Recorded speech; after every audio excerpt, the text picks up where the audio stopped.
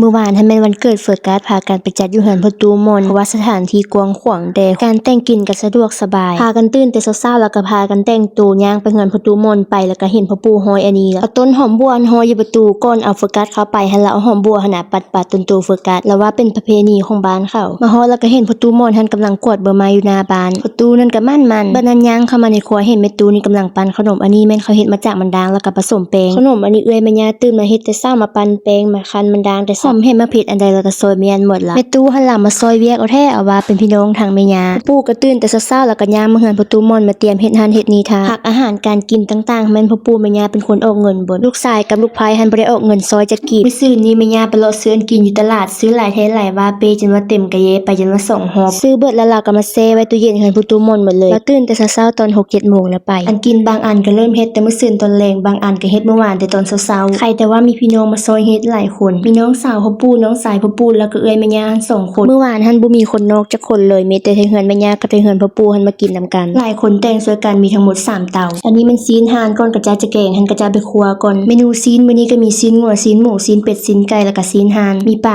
3-4 ตัวผักนี้เป็นผักแม่ย่าปลูกเองแล้วเด็ดมาแต่สวนลาวเด็ดมันหลายแท้หลายว่าสลายหันก็จะมากินกันใบหันก็เจ้าก็กินคือกันเอาไปครัวการมันนี่หวานแล้วก็กินหอมแม่ย่าเด็ดมาให้กินทับอีหันค่อยบ่ฮู้ว่าการมันกินได้ค่อยเอาทีหมดแล้วกินได้ใบมันหัดแม่ย่ามาเฮ็ดแล้วมาเก็บมาซอยปู่บอกให้ซอยผักกับการผักหันบ่ค่อยซอยแล้วเป็นเปียงเอาหนาๆล่ะแล้วมาซอยเป็นเปียงบางๆมันมีแล้วซอยผักไว้ค่อยก็เข้ามาครัวแล้วก็มาซอยกระเจ้าเฮ็ดหันเฮ็ดนี้อันนี้มันทอดซีนหมูเคลือบแป้งแม่ตู่เนี่ยเป็นคนเฮ็ดคือกันแซ่บๆเมนูปลานี่พ่อปู่เป็นคนจัดการถ้วยนี้ให้มันแกงตีนหมูใส่หัวบัวอันสิบัวหันน่าจะเป็นหัวบัวเด้บ่อันนี้มันทอดขนมมันดางเมื่อกี้หันมาแล้วมาซอยข้าวปานจนว่าได้เต็มถาดบ่ทอดสุกมาเป็นสีงามๆแต่ว่าข้าวหันบ่ค่อยปรุงเฮ็ดรสชาติหวานปานใดมีกุ้ง lobster หน่อยนึงกุ้งนี่มีแต่หัวทัดบ่มีต้นให้กินเฮ็ดสุกมาแล้วข้าวบ่กินสลายให้มีแต่คอยกินมื้อนี้แม่ของแม่ย่าก็มาคือกันแม่ของแม่ย่าเป็นผู้เสื้อสีแดงใส่หมวกแก๊ปสีดำอายุหัน90 ปี90ปลายปีนิดนึงแต่ว่ายังแข็งแรงดีอยู่มักยิ้มขนาดผู้สลายให้มันเอื้อยกกของแม่ย่าแล้วมานอนเฮือนแต่เมื่อวานมาซอยแม่ย่าเฮ็ดอันนี้แม่ตู่ม่อนแล้วบอกว่ามื้อนั้นพาโฟกัสไปลินน้ำลาวเดอยู่ในเมืองพุ่นเอื้อยกกของแม่ย่าหันก็อายุ